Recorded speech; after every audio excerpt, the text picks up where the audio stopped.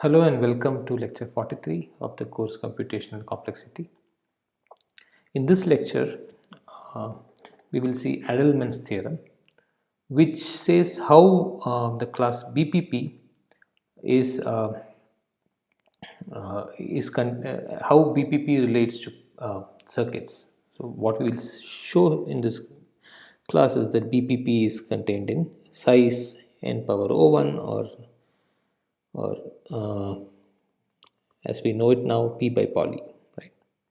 So these are the same thing. So polynomial size circuits, right? So in fact, the proof is very short and very brief. So yeah.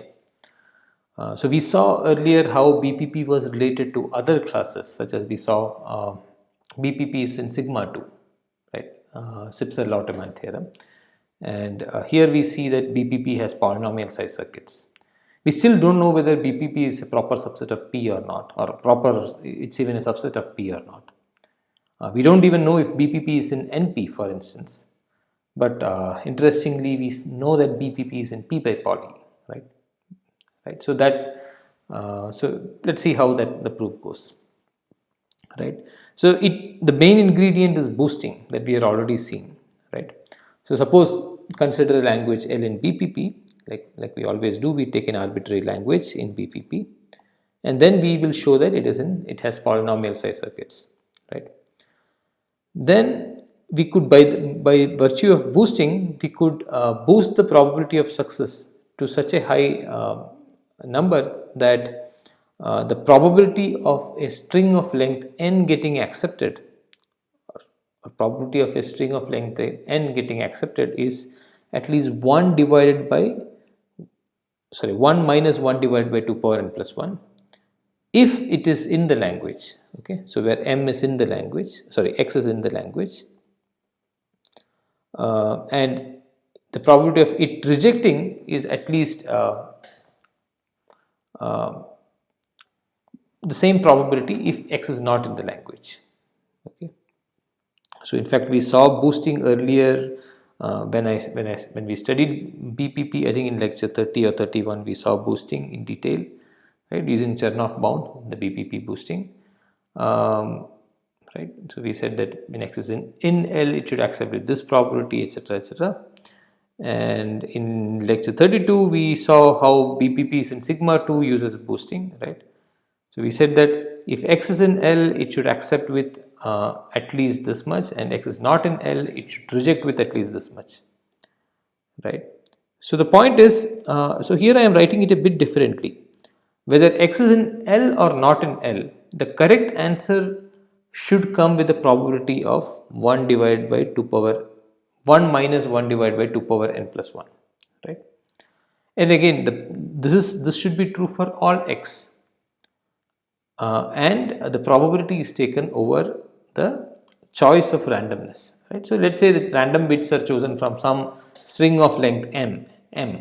Okay, so m is the length of the random string, and across this choice of the random strings, the correct answer is chosen with probability 1 minus 1 divided by 2 power n plus 1. So it's predominantly correct, and the probability of wrong answer is just simply 1 divided by 2 power n plus 1. Okay, so the meaning of correct answer is, yeah, so if x is in the language, it should say accept. If x is not in the language, it should say reject, right?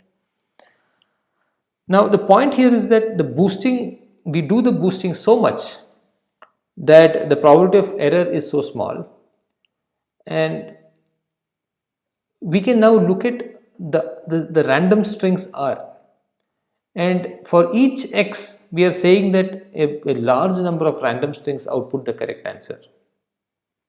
Okay, for each x a large number of random bits output the correct answer.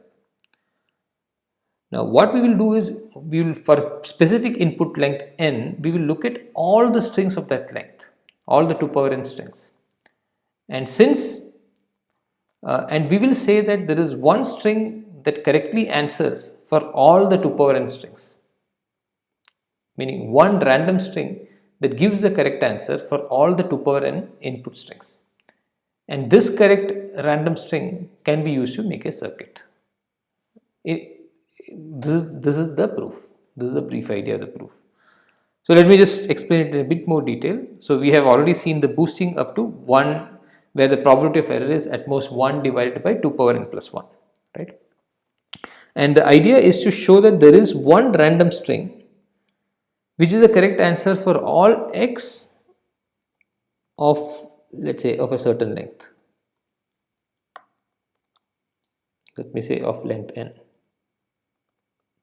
So there is one R that works for all the string of length n, and this R can be used to build a circuit, right? Anyway, in circuits we have non-uniformity, meaning for each input length we could have a separate circuit, and that's all that we are going to use here. Okay, so how do we show that there is an R that works for all the inputs of a certain length? So for a given x, we say that R is good. Okay, we say that R is good if for that x the Turing machine gives the correct answer, or the algorithm gives the correct answer when it takes R as a random input. Okay, so R is a random string and R is considered good for x if the machine gives a correct answer when it takes R as a random input. Okay, and what we know because of boosting is that most of the probability of wrong answer is 1 divided by 2 power n plus 1, which means there are the random strings are chosen from 0 1 power m. That means there are 2 power m random strings, out of which there are 2 power m 1 by 2 power n plus 1 fraction that gives the wrong answer. So the ones that give the wrong answer, we will call them bad R's. Okay, so good R are the random strings that give the correct answer for a given x, and bad R's are the random strings that give the wrong answer, right? So the number of bad R's is actually total number of random strings 2 power m divided by the 2 power n plus 1, because, or multiplied by the probability, which is 1 divided by 2 power n plus 1. So the number of bad R's is at most this, right? This is an upper bound on the probability, 1 by 2 power n plus 1. So how many strings are there of a certain length, of the length n, right? So for a given x, let's say of length n, we need to add this, for a given x of length n, right? Number of bad R's is this much because we are using n here. So now consider all the strings of length n. Okay, so maybe I'll just change things a bit.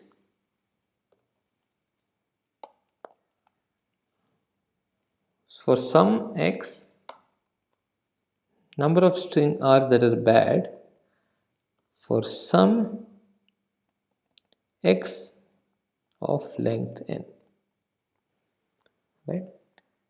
So for a given x of length n, the number of bad R's are 2 power m divided by 2 power n plus 1 at most. How many R's are there that are bad for some x of length n, right? You could just add, like, the worst case is that all the bad R's are separate. You could just take the union. The size of the union is at most the size of the individual sets, right? And you add them up. So it is 2 power m divided by 2 power n plus 1 multiplied by 2 power n. The multiplication, because there are 2 power n strings of length n.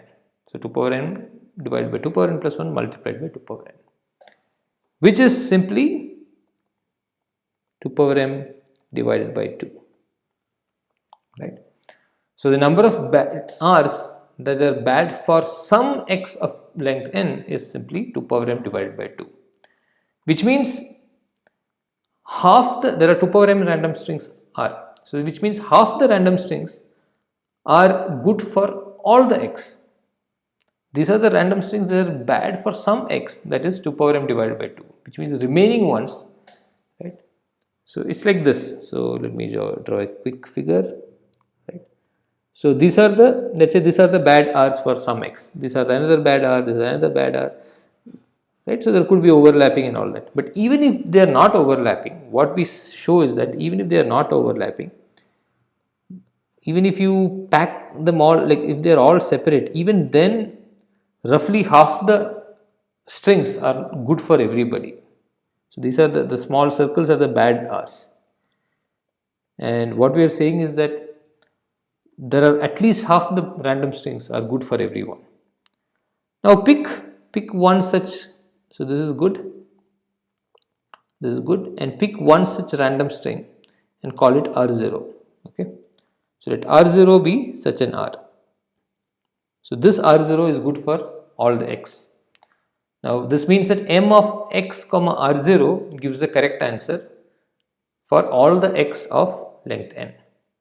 Right? So we have now, starting from a randomized algorithm where R were chosen randomly, once we identify R0, we know that m of x R0 gives a correct answer. So now m of x R0 is simply a polynomial time, a deterministic polynomial time algorithm once R0 is determined, right?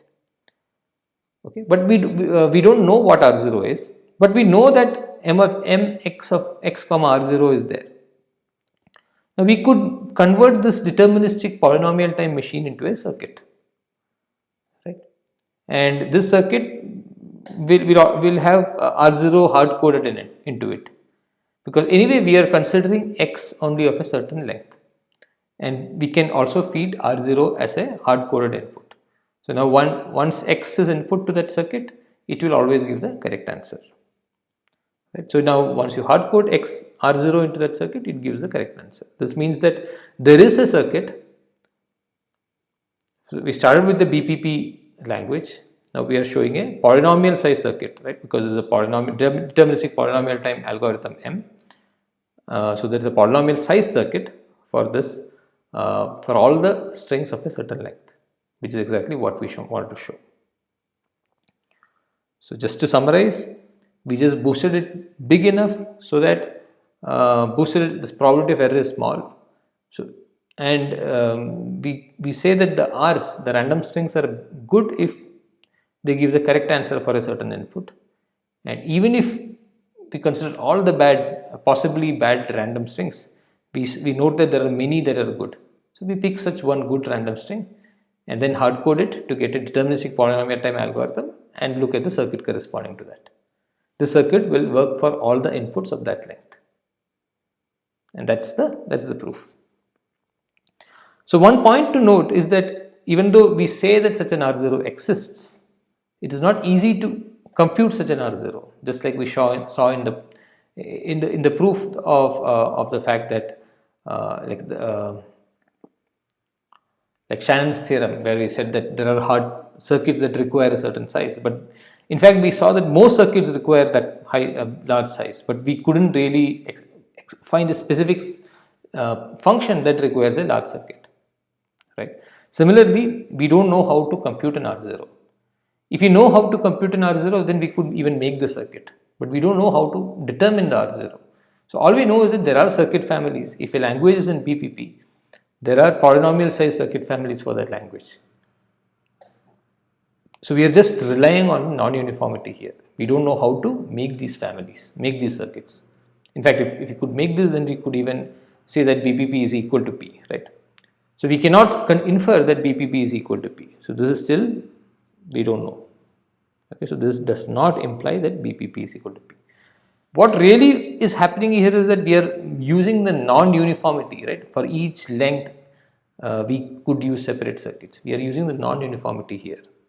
So BPP is a randomized polynomial time class, right? Now we don't want randomness, but then we are relying on non-uniformity. We are kind of trading randomness and then using non-uniformity. So it's like using one thing instead of the other, right?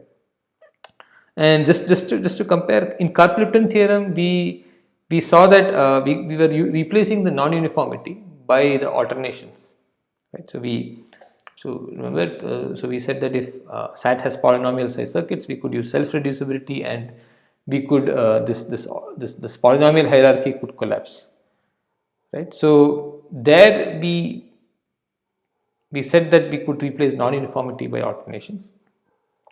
Here we are saying that we replace randomness with non-uniformity, and yeah, that's the proof that BPP is in P by poly, right? So it's interesting to note how these classes, which are defined in different models, how even then they relate to each other, right?